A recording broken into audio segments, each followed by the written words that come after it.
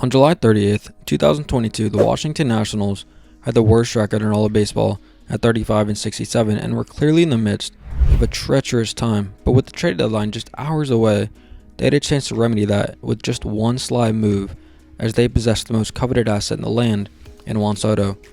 The World Series champion outfielder still had 2.5 years of control, but with the Nationals being so far away from contention, it was Mike Rizzo, the general manager of the squad's best interest, to pounce and accumulate assets for him now, especially given the fact that he had reportedly turned down a massive extension of excess of $400 million prior to the season. So with that said, in theory making him available would appeal to every club in the big leagues, but realistically, there are only a handful of clubs in the running given the prospect capital it would take to trade for him, and most teams were just simply not armed enough. However, the team that was reportedly all in from the get-go was the all-in San Diego Padres. General manager AJ Preller is universally known for being uber aggressive and ostensibly willing to trade every prospect at any time.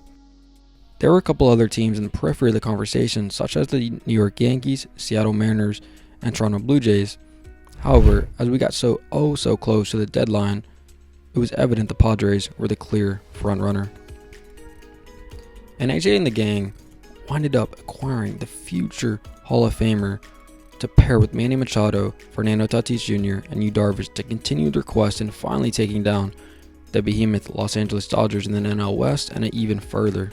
Now, the 5 prospects they ended up relenting on seemed like a haul at the time, given 4 of them were all splattered in Major League Baseball's pipeline's top 100 prospect list.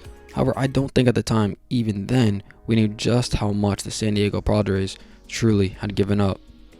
Firstly, shortstop CJ Abrams entered that season as the number 9 overall prospect in all of ball, as he was having a phenomenal season in AAA to that point. However, that was just the beginning, just a precursor of things to come, as he was looking at potentially a perennial all-star player, as he made his first team this season after amassing an average of .282 with a .338 on-base percentage and an OPS of .824 with a 16 stolen bases to boot, with also possessing a slick-as-hell glove in the field at short. The 23-year-old looks like the real deal at a premium position.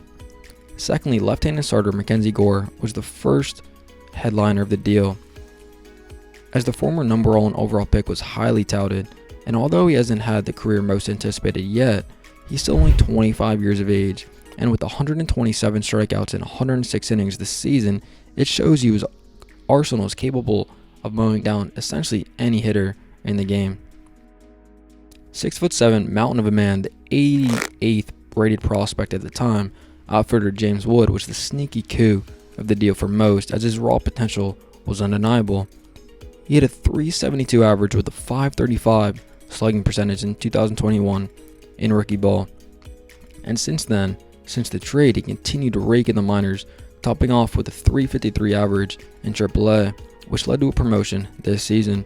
And although his numbers aren't eye-popping in the show thus far, he still has a respectable .713 OPS in less than just 80 at-bats as a 21-year-old rookie.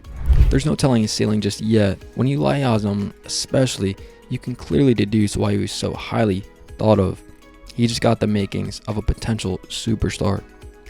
The final big piece of the deal was former 8th overall pick in the 2020 Major League Baseball draft, outfielder Robert Hassell, who is currently ranked in the top 40 of every reputable ranking, including the Nationals' top prospect. So with all that said, the Washington Nationals in hindsight have looked to have fleeced the San Diego Padres. There's no two ways around it, as San Diego didn't win a damn thing with Soto in his tenure there, which culminated in a non-playoff season for them yet again in 2023, which obviously prompted them to trade him to the New York Yankees this offseason.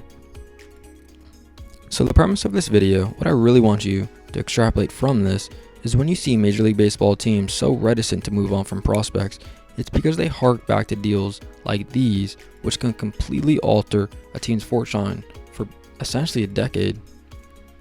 So anyways, thanks for watching, and peace out.